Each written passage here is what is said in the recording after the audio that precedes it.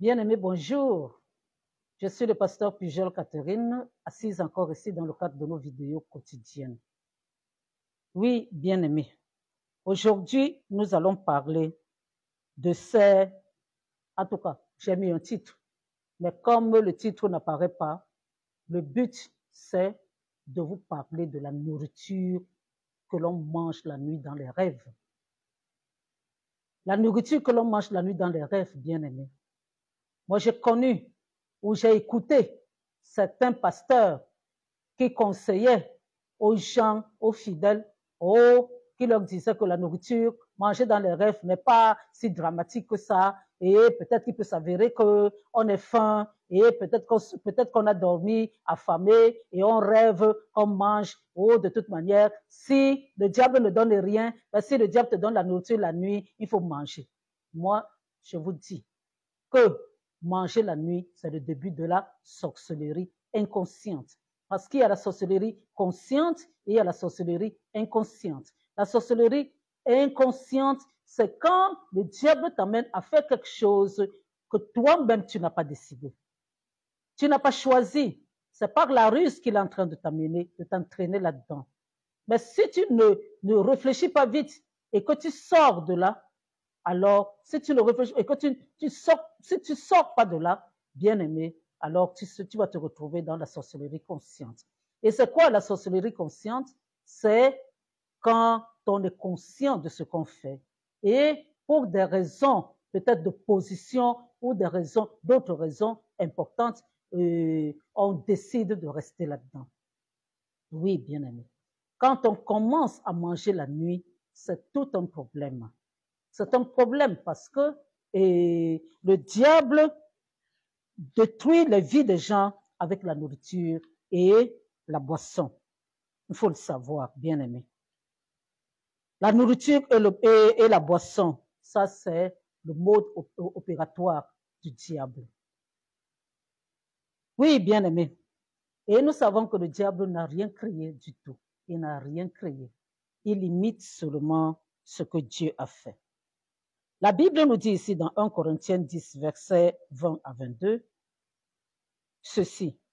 Je dis que ce qu'on sacrifie, on le sacrifie à des démons et non à Dieu, parce que Dieu ne veut plus de sacrifice. Il a dit qu'il préfère que nous lui donnions notre cœur au lieu de sacrifier. On ne sacrifie plus les animaux. Jésus est mort à la croix pour nous, alors nous ne devons plus sacrifier les animaux, bien aimés. Tout animal que l'on sacrifie, c'est pour les démons qu'on le fait. Alors, qu'est-ce que la Bible nous dit? On le sacrifie à des démons et non à Dieu. Or, je ne veux pas que vous soyez en communion avec les démons. Vous ne pouvez boire la coupe du Seigneur et la coupe des démons. Vous ne pouvez participer à la table du Seigneur et à la table des démons. Voulons-nous provoquer la jalousie du Seigneur? Sommes-nous plus forts que lui? C'est ça alors, bien-aimés. Nous ne devons plus manger les viandes sacrifiées. Ça veut dire que si nous voulons suivre vraiment la volonté de Dieu, même la fête de mouton, bien aimé, Dieu ne voulant plus qu'on lui sacrifie les animaux, ça c'était du temps de l'Ancien Testament, nous ne devons plus sacrifier les moutons. Nous ne devons plus sacrifier les moutons et on ne les sacrifie pas pour Dieu, parce que Dieu, ce n'est pas quelqu'un qui dit quelque chose hier et aujourd'hui change la vie. Le sacrifice ultime, ça a été Jésus. Et c'est terminé. C'est notre cœur, c'est de notre cœur dont Dieu a besoin. Il n'a plus besoin d'animaux. Donc alors, quand vous voyez des gens sacrifier des animaux, même si vous n'étiez pas là, mais si vous savez que ça a été tué dans le but d'en faire un sacrifice et que vous alliez vous asseoir et manger, bien aimé, il faut savoir que vous participez à cette table des démons. Et ça ne vous portera pas bonheur. Vous êtes déjà rentré dans cette sorcellerie-là. Je vais vous parler, bien aimé, de certaines situations que moi j'ai vécues. Oui, que j'ai vécues, parce que je peux parler des choses que j'ai vécues, c'est-à-dire que même si je n'étais pas là moi-même, je sais de source sûre que ça se passe. il y a des églises, bien-aimées, où on ne sert pas réellement Dieu. Donc, ces gens-là sont des serviteurs du diable. Et leur autel n'est pas un autel, ce n'est pas un autel où on adore vraiment Dieu. Même si on prononce le nom de Jésus, même si on fait semblant de prononcer le nom de Jésus, on n'adore pas Dieu. Et si vous vous retrouvez dans cette église-là et que vous prenez la Sainte Seine, qui est la nourriture spirituelle normalement donnée à Dieu, et la boisson spirituelle, c'est-à-dire que si c'est la grenadine, elle représente le sang de Jésus. Bien aimé, mais si ce sera simplement en apparence que ça va, ce sera fait pour Dieu. Mais en réalité, vous qui prenez cette Sainte Seine, vous êtes en train de prendre le repas avec des démons et vous faites partie de ce groupe-là. Oui, bien aimé. Vous êtes dans des associations où il y a beaucoup de personnes qui n'adorent pas Dieu. Des associations où les gens boivent de l'alcool, ils mangent la nourriture et vous dites que vous êtes enfant de Dieu, vous vous asseyez, vous mangez avec ces personnes bien-aimées pour contribuer. Vous êtes associés à leur temple, à ce qui se passe dans leur temple. Bon, maintenant, parlons de la nourriture de la nuit. Vous ne faites pas exprès. Quand vous dormez, vous ne vous êtes sûrement pas couvert dans le sang de Jésus et le diable vous amène dans des repas nocturnes. Bien aimé, il y a deux choses que le diable utilise beaucoup, les couches de nuit et les repas nocturnes. Alors, pourquoi il vous donne ces repas nocturnes? C'est pour vous détruire. Oui, bien aimé. Alors, vous aurez des échecs répétés dans vos vies, rien ne va marcher, il y aura des frustrations parce que quels que soient les projets que vous aurez, ils ne vont pas aboutir. C'est la cause aussi de célibat. Vous voulez vous marier, mais vous n'allez pas trouver de... Même si ça marchait bien au départ, ça n'arrivera pas jusqu'à la fin. Et la stérilité est aussi occasionnée par la nourriture nocturne là. Oui, bien aimé, vous voulez des enfants, vous n'arrivez pas, alors que vous avez des enfants dans le monde spirituel des ténèbres. Et voilà, c'est aussi une occasion, à cause, c'est aussi causé par la nourriture nocturne là. Les envoûtements, vous êtes envoûtés pour vous amener dans la sorcellerie. C'est occasionné par la nourriture nocturne là. Et n'en parlons pas alors, le top de top, c'est les empoisonnements. Vous allez avoir des empoisonnements. On va empoisonner votre sang, on va empoisonner votre chair. Vous aurez des maladies qui vont vous amener à la mort parce que je vous ai toujours dit que le but du diable, c'est de vous tuer. Il n'est pas là pour vous faire du bien, c'est pour vous tuer. Et cette nourriture, c'est du poison. Ce sera du poison dans vos corps. Donc, voilà, bien aimé. La nourriture nocturne n'est pas bien. Il faut savoir, bien aimé, que le diable initie les gens dans leur sommeil. Oui, bien aimé, par la nourriture et par la boisson. C'est très important, bien aimé. Qu'est-ce qui a causé la chute de l'homme? C'est la nourriture. Le fruit, c'est la nourriture. Il fallait manger. Le diable est passé par ce fruit-là pour avoir l'être humain qui était Ève et elle en a donné à son mari qui était Adam. Et c'est comme ça qu'ils ont mangé et les problèmes ont commencé. Donc, et la boisson, bien aimée, à partir du moment où Dieu nous parle du sang de Jésus, que nous devons boire le sang de Jésus, le diable va transposer ça en le sang humain. Donc, on vous donne le sang humain à manger et à boire, pardon, et après, vous vous retrouvez avec des corps vraiment empoisonnés.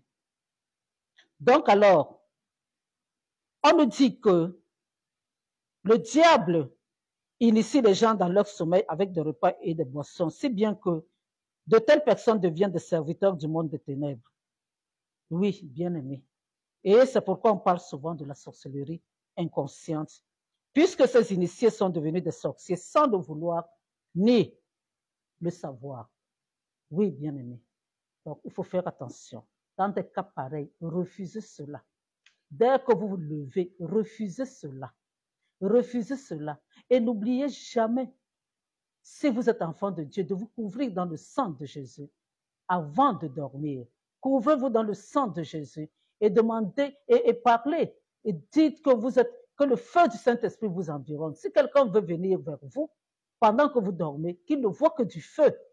Oui, bien-aimé, vous croyez que vous dites ça simplement comme ça, mais vous êtes en train de proclamer quelque chose qui va se réaliser. Ça va se réaliser. Moi, je gardais un enfant. J'avais un enfant, une petite fille que j'avais qui avait 3 ans, entre 3 ans et 4 ans. Je parlais toujours comme ça avant, puisqu'elle était petite et qu'elle dormait avec moi. Je disais toujours que le feu du Saint-Esprit nous environne et nous protège de tout danger. Et même à la limite encore, si quelqu'un veut venir vers nous, il ne va voir que du feu.